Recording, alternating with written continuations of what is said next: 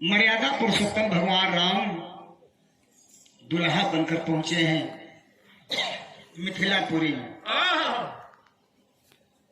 मिथिलापुर की औरतें आपस में हिल मिल करके जाती हैं दुल्हा को देखने के लिए। ये हमारी परंपरा है, हमारे गांव की, हमारे घर की परंपरा है। जिसके घर भी बारात आती है, गांव की माताएं बहनें, टोले मोहल्ले की माताएं बहनें मिल करके जाती हैं, मंगल गीत गाती हैं और आपस में चर्चा भी करती हैं कि दुल्हा दुल्हन के लायक है या नहीं है, तारीफ करती है। तो देखें मिथिलापुर की औरत एक ही बार नहीं, उससे पहले भी आपस में हिल मिल करके गई हैं कुछ देखने के लिए। विवाह तो बाद में हुआ, विवाह से पहले स्वयंवर रचा गया था। आवाज ना आवे। देश विदेश के राजा लोग आए हुए थे। मिथिलापुर की औरतें जाती हैं, चला जाए देखा जाए स्वयंवर शाला में कैसे कैसे राजा आए हैं, सरंग रूप के राजा आए हैं। तो भाव देना पड़ा है।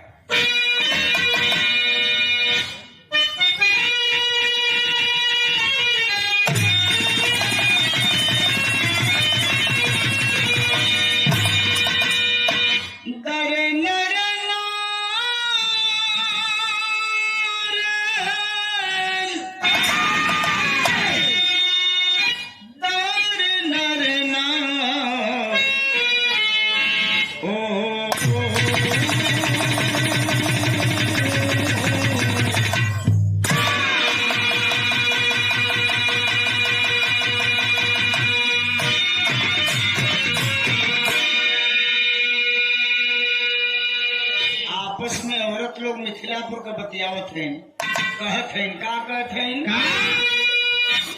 कि अरे मिथिलापुरी में सबू, अब मिथिलापुरी में सबू आइल रजनवा चला देखी आई, चला सखी चला देखी आई, नजर भर के नजर भर के नजर भर भर के हो।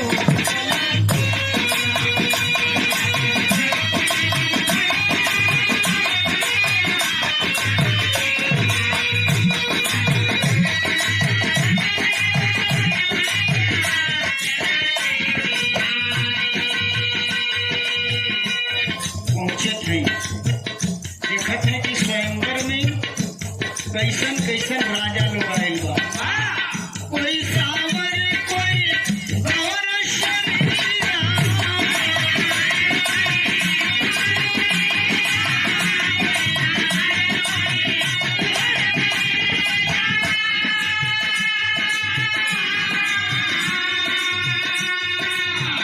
एक से एक, अरे एक से एक सकल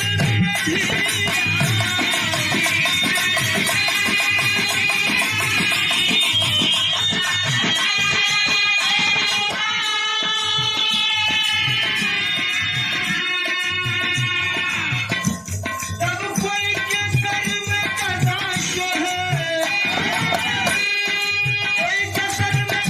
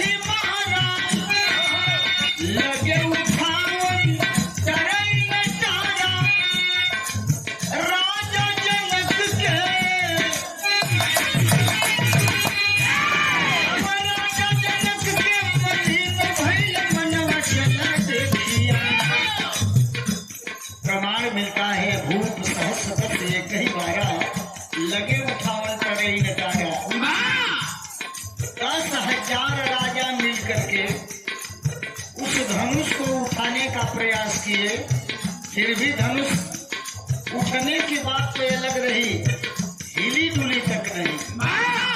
तो थोड़ी सी शंका होने लगती है यार।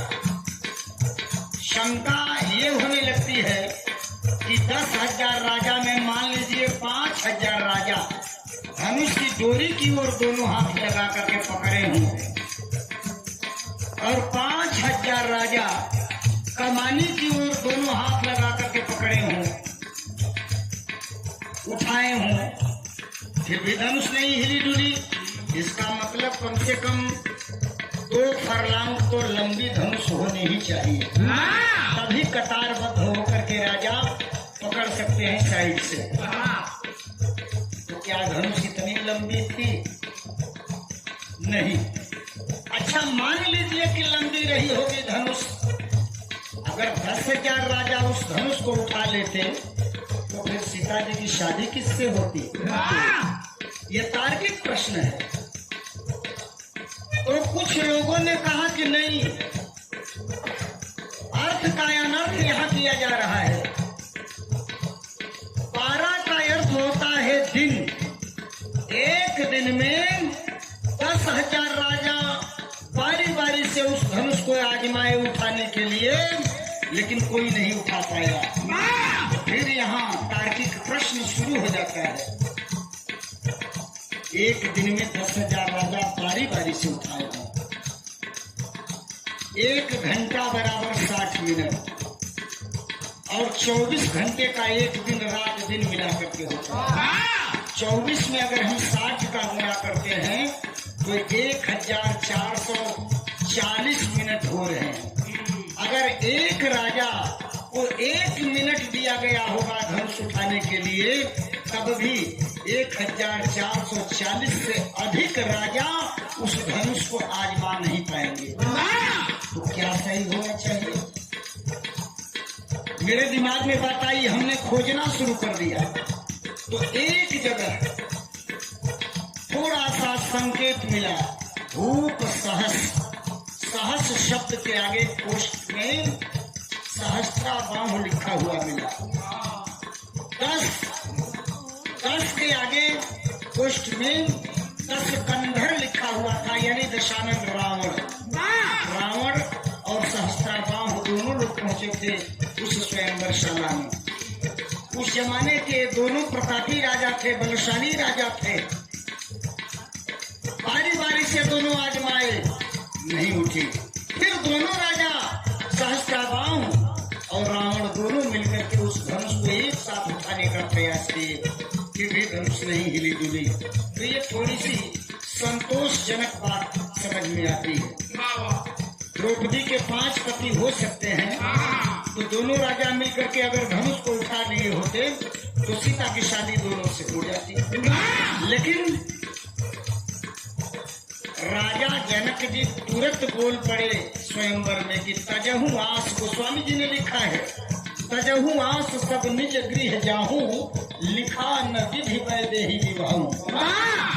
सब लोग अपने अपने घर को जाएं, अभी विधाता मेरी सीता की शादी नहीं लिखा है। पहले लक्ष्मण जी कैश में आवे खड़ा हुए, विश्वामित्र जी के सामने मुखातिब हो करके लक्ष्मण जी कह रहे कि गुरुदेव, अगर आपको आदेश मिले तो एक हम काम कर सकेगा। कौन सा काम?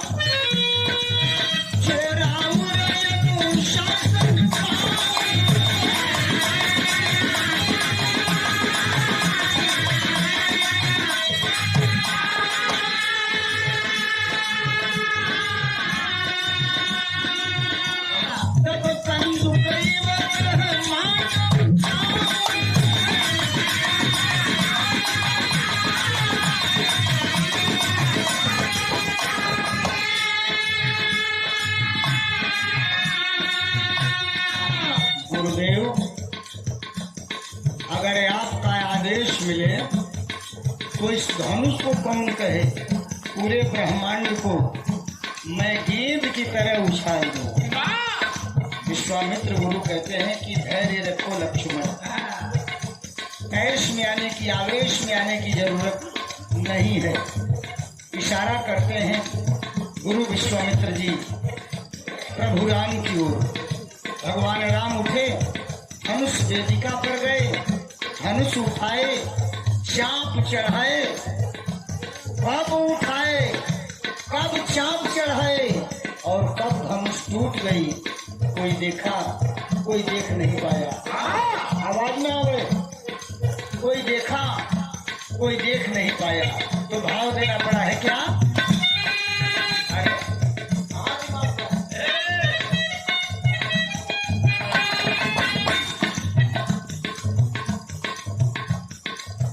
कब खेचा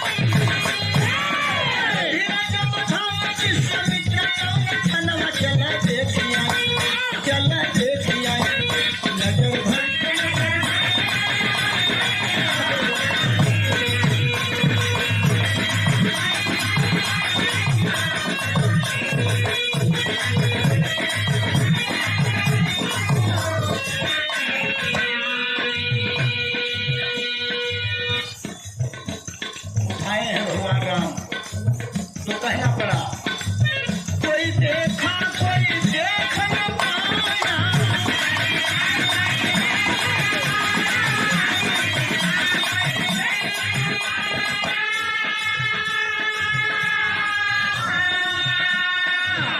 आदरणीय श्री ब्रजेश विश्वकर्मा जी सादर 151 रुपए पुरस्कार प्रदान किए हैं। मालिक सदा सुखी रखे, सबको यथोचित नमन। कहना पड़ा है, कोई देखा, कोई देख न पाया।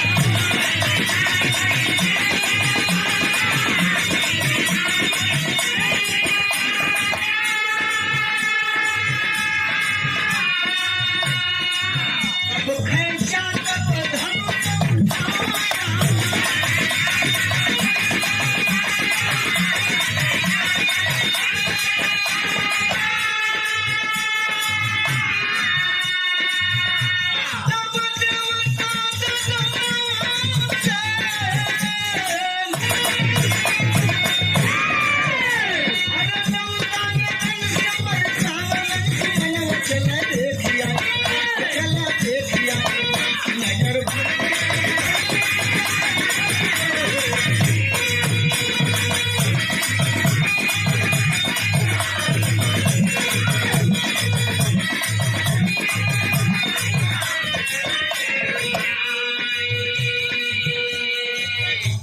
धनुष जब राम ने तोड़ा,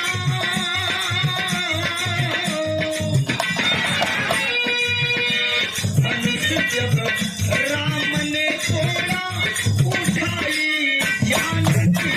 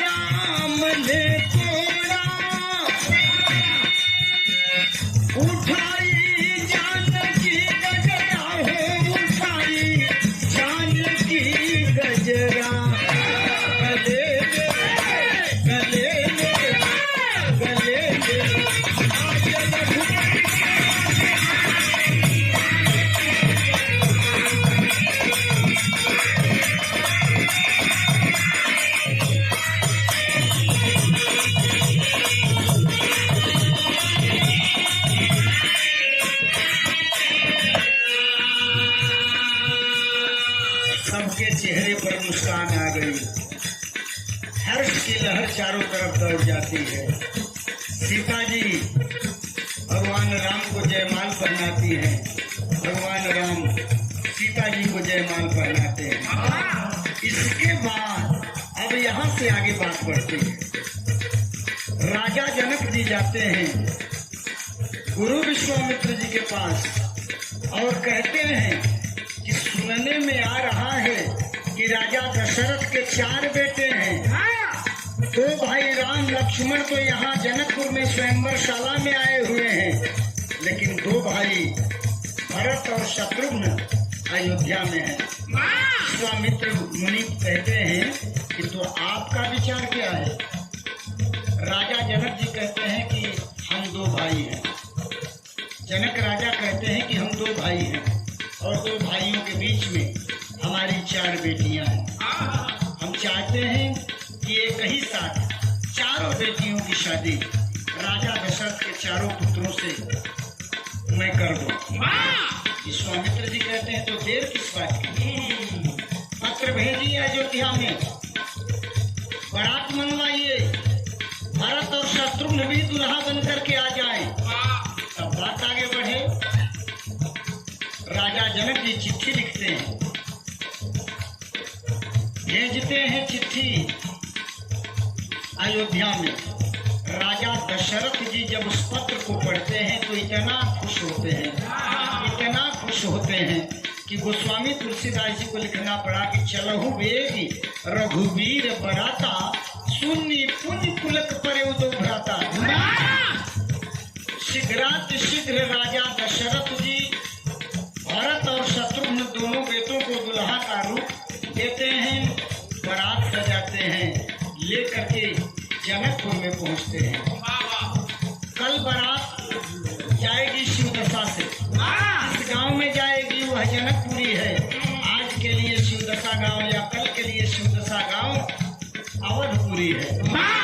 तो जब 4 भाई दुल्हा बनकर के पहुंचे हैं अयोध्या में, उस समय का भाव है दोनों तरफ का भाव है। क्या भाव है?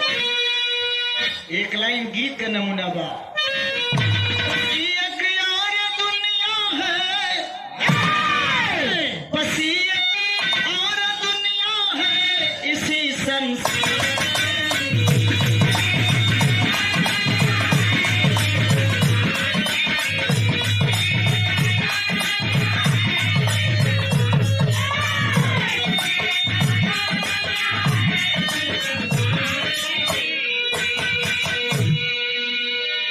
अग्रिम बधाई है, अग्रिम आशीर्वचन है।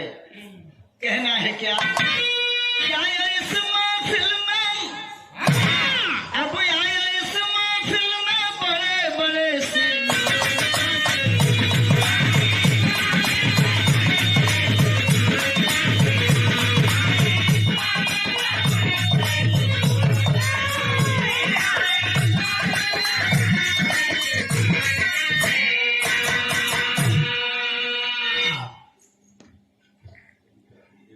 हमने की जाती पैसा हम लोग ये सागर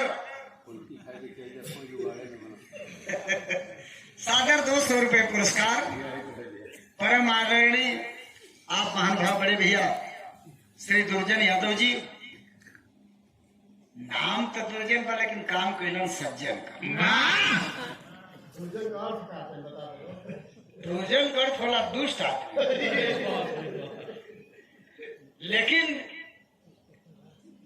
पहले का पुरनिया जो उतना पढ़ल लिखल रहलन ना, रख दे नाम, मालिक की मर्जी। कह जाला कि महिमा हो राम का किराए फरे भेली, नाम का दुर्जन लेकिन काम का सज्जन। जितना समाज सेवा आप करते हैं, जितना परोपकार का काम आप करते हैं, शायद बिरहा जगत में किंचित कोई कलाकार होगा जो इतनी संजीदगी से समाज सेवा करता हो। रात भर गई हम, दिन भर जगी हन, हम हमसे उतना ना सके।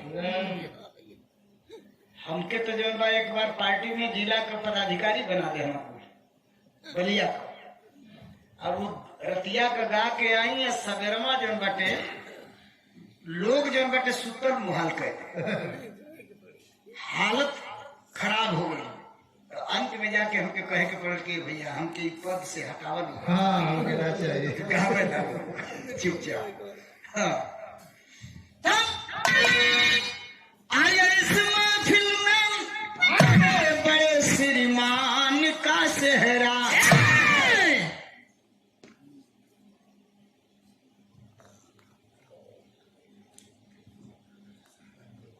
पापे पूत परापत घोड़ा।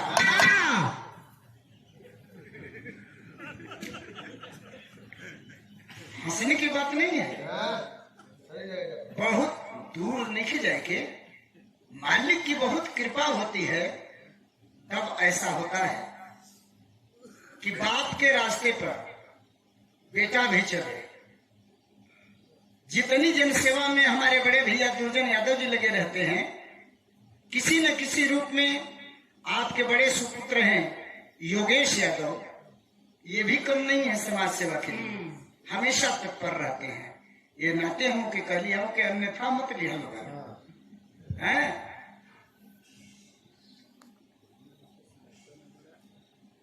100 रुपया पुरस्कार पुष्पहार के साथ साथ आशीर्वाद बा।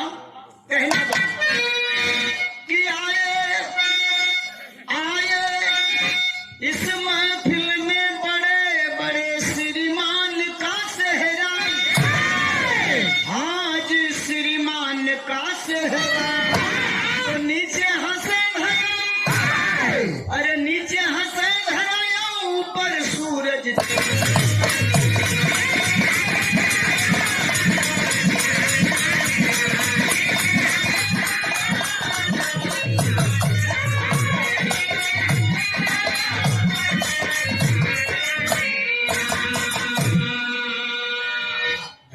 जब राम ने तोड़ा अयोध्या में खबर पहुंची, धनुष जब राम ने तोड़ा अयोध्या में खबर पहुंची, अयोध्या में खबर पहुंची। एक और राजा जनक, एक और राजा जनक, एक और दशरथ खंड।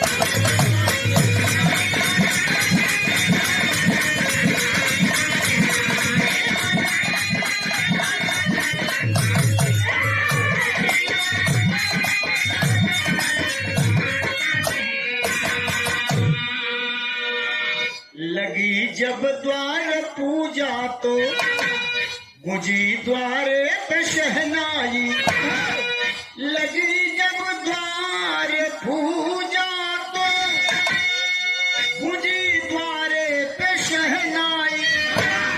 महल में मातु जानकी, महल में मातु जानकी, तनु में भगवान।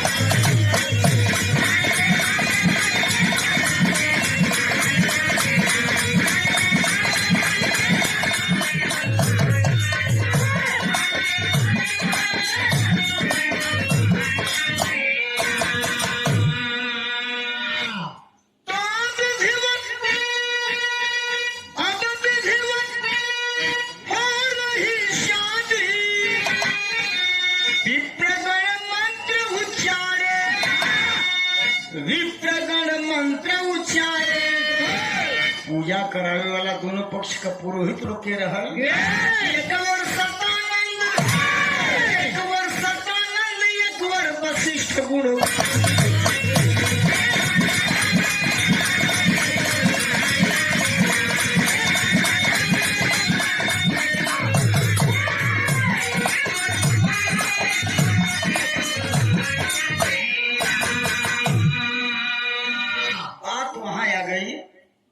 जहां से शुरू हुआ था, बड़े भैया बताए थे कि 3 जने घरुआ में पौड़, वहीं पर बात आ गई।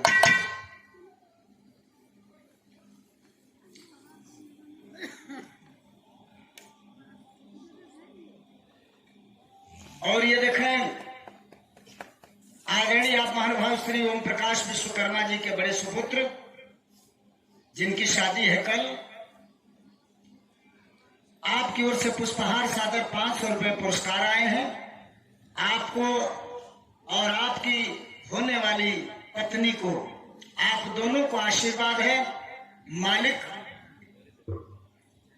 आजीवन आप लोगों के प्यार को, मोहब्बत को प्रगाढ़ बनाए रखें। आखिरी बंद में कहना है कि एक जन स्वयंवर में, एक जन स्वयंवर में धनुषा